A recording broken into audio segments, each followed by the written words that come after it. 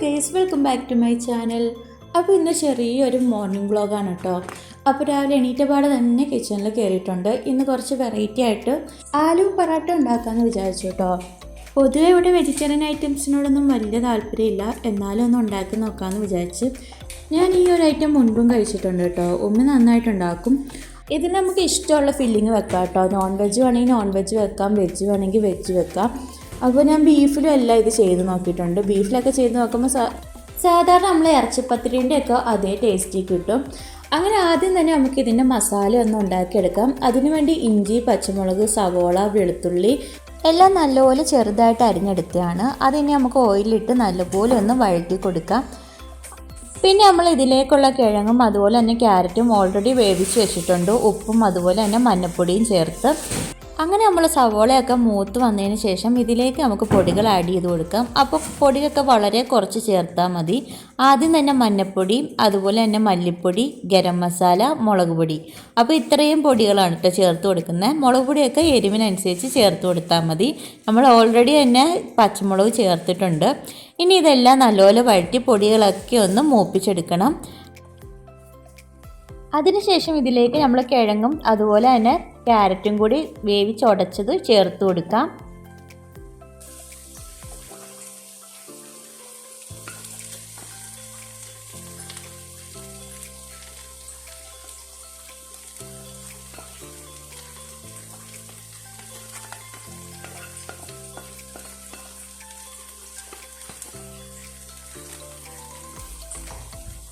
ഇനി നമ്മളുടെ മസാലയും അതുപോലെ കിഴങ്ങും ക്യാരറ്റും എല്ലാം നല്ലപോലെ ഒന്ന് മിക്സ് ചെയ്തെടുക്കണം.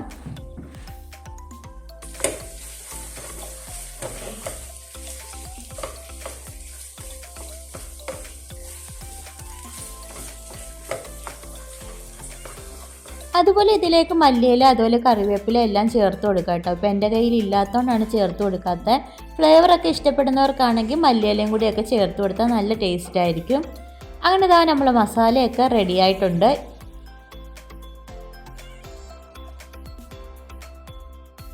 ഇനി വലിയ പണിയൊന്നുമില്ല, സിമ്പിളായിട്ട് തന്നെ ഉണ്ടാക്കിയെടുക്കാം.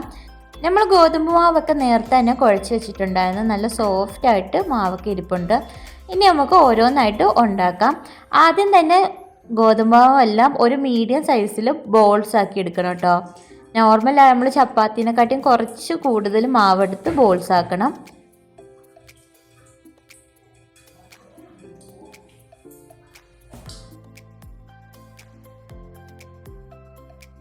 അങ്ങനെ നമ്മൾ ഓരോ മാവും ബോൾസൊക്കെ ആക്കി എടുത്തിട്ടുണ്ട്. ഇനി ഇതിലേക്ക് നമുക്ക് ഫില്ലിങ് വെച്ച് കൊടുക്കണം.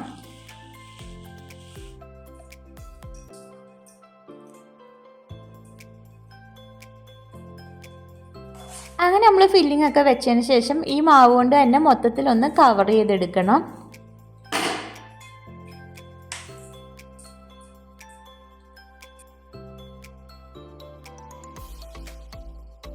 അങ്ങനെ മൊത്തത്തിലൊന്ന് കവർ ചെയ്തിട്ട് കൈ കൊണ്ട് തന്നെ നല്ലപോലെ ഒന്ന് ഷേപ്പാക്കി എടുക്കാം കേട്ടോ.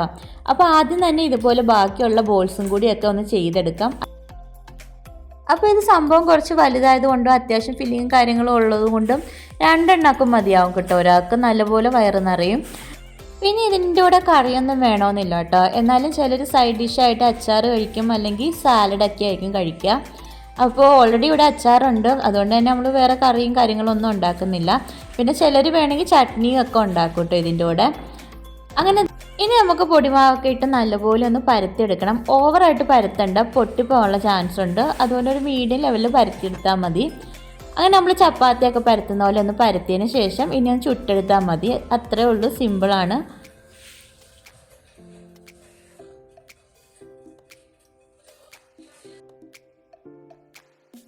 അങ്ങനെ നമ്മൾ പരത്തിയൊക്കെ എടുത്തിട്ടുണ്ട്. ഇനി നമുക്ക് ചുട്ടെടുക്കാം. അതിനുവേണ്ടി പാനിൽ നമ്മൾ ഓയിലൊക്കെ ഒഴിച്ചാട്ടോ ചുട്ടെടുക്കുന്നത്. സാധാരണ നമ്മൾ ചപ്പാത്തി ചുട്ടെടുക്കുന്ന ആ ഒരു രീതിയിൽ തന്നെ അങ്ങ് ചുട്ടെടുത്താൽ മതിയാവും.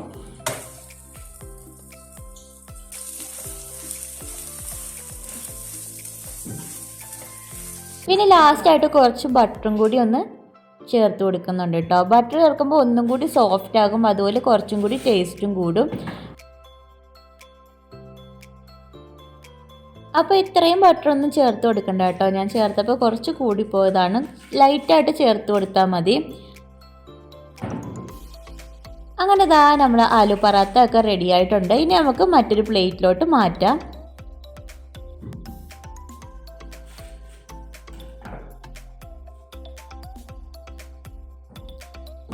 ഇതുപോലെ തന്നെ നമുക്ക് ബാക്കിയുള്ളതും കൂടി ഒന്ന് ചുട്ടെടുക്കാം. അപ്പോൾ ഇതിവിടെ ഇഷ്ടമാവുമെന്നൊന്നും എനിക്കറിയില്ല. അപ്പോൾ ഫസ്റ്റ് ടൈം ഉണ്ടാക്കുന്നതാണ് കേട്ടോ. അങ്ങനെ രണ്ടാമത്തെ ഇതും കൂടി നമ്മളൊന്ന് ചുട്ടെടുക്കുന്നുണ്ട്.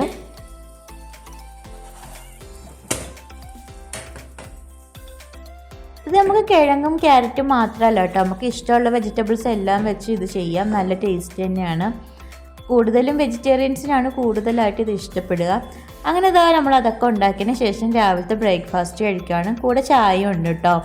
അപ്പം നല്ല സോഫ്റ്റ് സാധനമാണ്, അതുപോലെ മസാലയും നല്ല ടേസ്റ്റാണ്. അപ്പോൾ അച്ചാറൊക്കെ കൂട്ടിയാണ് കേട്ടോ നമ്മൾ രാവിലെ കഴിക്കുന്നത്. എനിക്ക് നല്ല ഇഷ്ടമാണ്. ഇക്കാക്ക് കുഴപ്പമില്ല, അത്രേ ഉള്ളൂ. ആൾ നോൺ വെജിൻ്റെ ആളാണ് കേട്ടോ. പിന്നെ വാവയ്ക്ക് ഇതല്ല, വാവയ്ക്ക് മുട്ടയും പൊരിക്കാമെന്ന് വിചാരിച്ചിട്ടുണ്ട്. അങ്ങനെ ഇതാ നമ്മൾ കഴിച്ച് നോക്കുകയാണ്. ഭയങ്കരമായിട്ട് ഇഷ്ടപ്പെട്ടു കേട്ടോ, നല്ല ടേസ്റ്റ് ഉണ്ടായിരുന്നു. അങ്ങനെ ഞങ്ങനും ഇക്കായും ഒക്കെ ഫുഡ് കഴിച്ചതിന് ശേഷം വാവയ്ക്ക് മുട്ട പൊരിച്ചിട്ടുണ്ടായിരുന്നു. അങ്ങനെ ആൾക്ക് മുട്ടയൊക്കെ കൊടുക്കുകയാണ്. അപ്പോൾ ജനലൊക്കെ തുറന്ന് കാഴ്ചയൊക്കെ കാണിച്ചിട്ടാണ് മുട്ടയൊക്കെ കൊടുക്കുന്നത്. ആൾക്ക് ഓരോ ദിവസം ഓരോ മൂടാണ്. ചില ദിവസം മുട്ടയൊക്കെ ഭയങ്കര ഇഷ്ടമാണ്, എന്നാൽ ചില ദിവസം ഒട്ടും കഴിക്കത്തുമില്ല. അതുപോലെ തന്നെ ഇതും ഫ്രൈഡേ എടുത്ത വ്ളോഗാണ് കേട്ടോ. ഞാൻ കൂടുതലും ഫ്രൈഡേ ആണ് കേട്ടോ വ്ളോഗ് എടുക്കുക. അന്ന് ഇക്ക ഉള്ളത് കൊണ്ട് വാവേനെ നോക്കിക്കോളും, അപ്പോൾ എനിക്ക് വലിയ പണിയില്ല. അങ്ങനെ ഇതാ ആൾക്ക് ഞാൻ മുട്ടയൊക്കെ കൊടുക്കുന്നുണ്ട്. അപ്പോൾ ഇന്നത്തെ ദിവസം നല്ല ക്ലൈമറ്റൊക്കെ ആയിരുന്നു കേട്ടോ. അത്യാവശ്യം നല്ല തണുപ്പും കാര്യങ്ങളൊക്കെ ഉണ്ടായിരുന്നു. അതുപോലെ ഫ്രൈഡേ ആയതുകൊണ്ട് തന്നെ മിക്ക കടയും അടച്ചിട്ടുണ്ടായിരുന്നു. വഴിയിലൊന്നും വലിയ തിരക്കും കാര്യങ്ങളും ഇല്ലായിരുന്നു. അതുകൊണ്ട് തന്നെ വലിയ പൊടിയൊന്നും ഉണ്ടായിരുന്നില്ല.